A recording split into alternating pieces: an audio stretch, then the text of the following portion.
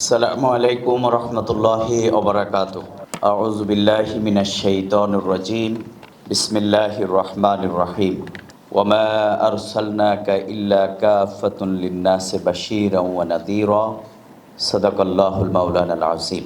বিশ্ব মানবতার মহান বন্ধু, সর্বযুগের সর্বকালের সর্বশ্রেষ্ঠ মহামানব সাইয়্যিদুল মুরসালিন, খাতামুন নবিয়্যিন, unparalleled personality of the world, Mohammad রসুল্লাহ সাল্লাল্লাহু আলাইহি সাল্লামের জীবন সিরাত নিয়ে শেরেবাংলা নগর উত্তর থানার উদ্যোগে আয়োজিত আজকের এই অনুষ্ঠানের সম্মানিত সভাপতি, উপস্থিত অন্যান্য সম্মানিত অতিথিবৃন্দ, আল্লাহ রাব্বুল আলামিন আমাদেরকে এইরকম একটি পরিবেশে একত্রিত হওয়ার তৌফিক এনায়েত করেছেন, এই জন্য সমস্বরে আমরা শুকরিয়া আদায় করছি আলহামদুলিল্লাহ রাব্বিল আলামিন। যারা পৃথিবীর শুরু থেকে আজ পর্যন্ত দিনকে বিজয় করবার জন্যে, সত্যকে প্রতিষ্ঠা করবার জন্যে, জালিমের জুলুমকে রুখে দিয়ে নিজেদের জীবনকে বিলিয়ে দিয়েছেন, আল্লাহ তাআলা তাদেরকে শাহাদাতের সর্বোচ্চ মর্যাদা দান। বিশেষ করে আন্দোলনে যারা জীবন দিয়েছে, এই যে আপনাদের পাশেই তো চক্ষু হসপিটাল, এই হসপিটালে গত কয়েকদিন আগে আমরা দুইবার আসছি।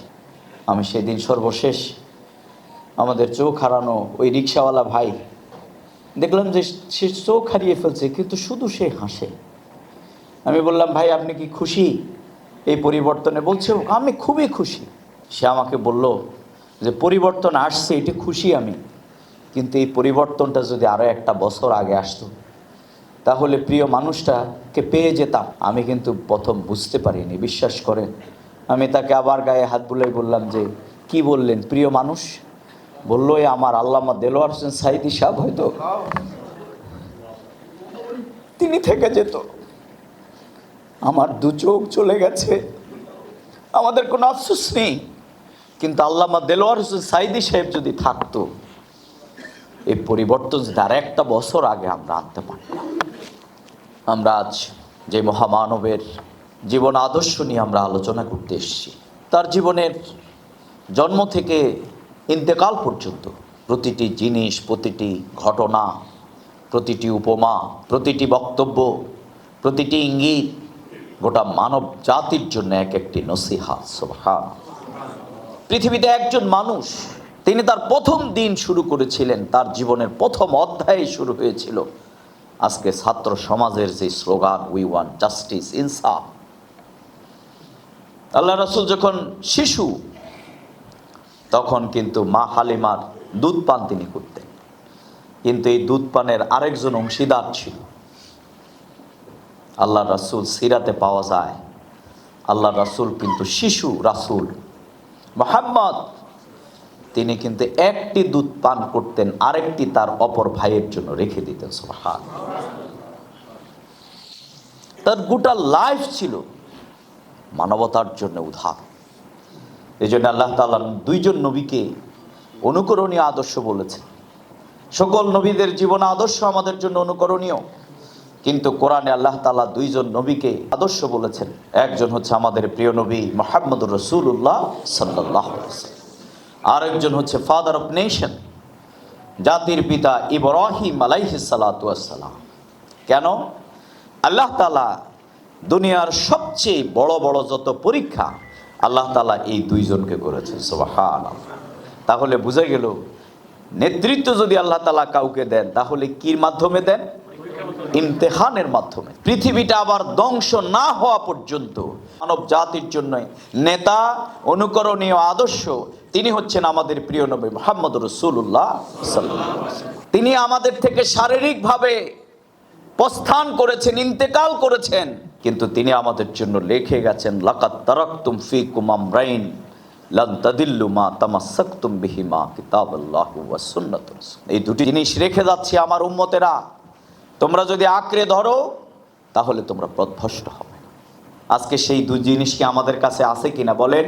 কিন্তু মানব জাতি, মুসলমানরা সবচেয়ে বেশি পদদলিত, নির্যাতিত, অপমানিত।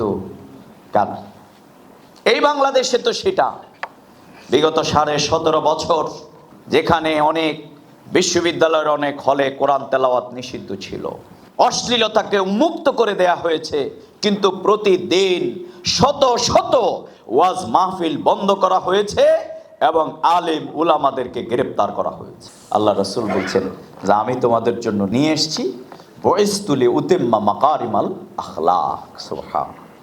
পৃথিবীতে, গোটা পৃথিবীতে সংকট কি শিক্ষা? গোটা পৃথিবীতে সংকট কি অর্থের? গোটা পৃথিবীতে সংকট কি যোগ্যতা? গোটা পৃথিবীতে সংকট হইল কিসের? আল্লাহ তাআলা রাসূলকে কেন পৃথিবীতে পাঠিয়েছে? আল্লাহ রাসূল কিন্তু আল-ইয়াউমা আকমালতু লাকুম দীনাকুম ওয়া আতমামতু আলাইকুম নিয়ামাতি। তিনি Islam is the complete code of life, গোটা জীবন আদর্শকে এখানে প্রতিষ্ঠা করেছেন।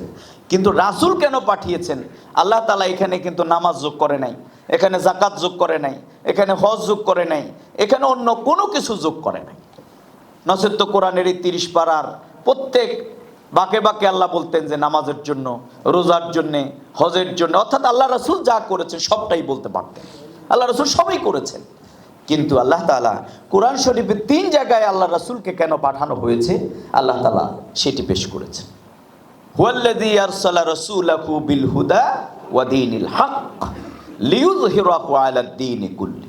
তাহলে আদিয়ানে বাতিলার উপরে, কায়েমি স্বার্থবাদীর উপরে, ম্যানমেড ইজমের উপরে, এই মতাদর্শের উপরে ইসলামকে বিজয় করবার জন্য আল্লাহ তাআলা রাসূলকে পাঠিয়েছেন। সুবহানাল্লাহ। আল্লাহ তাআলা কোরআনে বলেছেন তাহা মা আনজালনা আলাইকাল কুরআনা লিতাশকা। এই কোরআন আসছে অথচ তোমরা অধপতিত থাকবে, তোমরা নির্যাতিত থাকবে, তোমরা কথা বলতে পারবে না, তোমাদের মানবাধিকার থাকবে না, ভোটের অধিকার থাকবে না, খাবারের অধিকার থাকবে না, মর্যাদা থাকবে না। এটি কিন্তু হতে পারে না। আমাদের হয় কেন? কারণ কোরআন কিন্তু আমাদের এইরকম উঁচু জায়গায় আছে, এই কোরআন এই রাষ্ট্রে নাই। এই জন্যে রাসূলের সিরাত যদি 100 বছর না 1000 বছরও আলোচনা করেন, এখান থেকে নারিকেলের উপরে অর্থাৎ ভিতরে না ভেঙে আপনি যদি উপরে শুষলে যা হয়, আপনার অবস্থা কিন্তু তাই হবে। সেজন্যে আমরা বলবো যে আমাদেরকে এই সততার সুন্নাহ আল্লাহ রাসূলের, এটি আমাদের প্রত্যেককে এটাকে ধারণ করতে হবে। এই সমাজ থেকে অন্যায়, অবিচার সব কিছুকে দূরীভূত করে একটি মদিনার রাষ্ট্রে এই বাংলাদেশ, গোটা পৃথিবীকে আমরা গড়তে চাই। এই আদর্শ ছাড়া মানবতার কোনো মুক্তি নাই। নেতা নেত্রীর আদর্শ দিয়ে মানুষের মুক্তি আসবে না।